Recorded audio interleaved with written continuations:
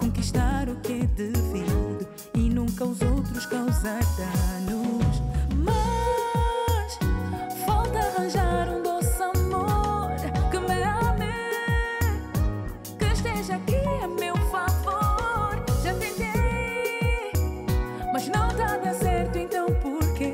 Eu luto pra ser feliz, mas há algo que não condiz.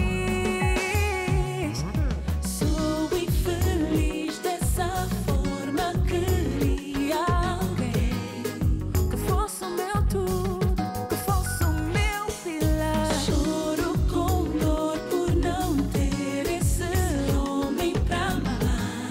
O que devo fazer pra minha vida mudar? Pensei que a formação fosse tudo para eu dar certo, que realizada eu estaria, que teria tudo de bom por perto. Mas nasceu esse vazio no qual não consigo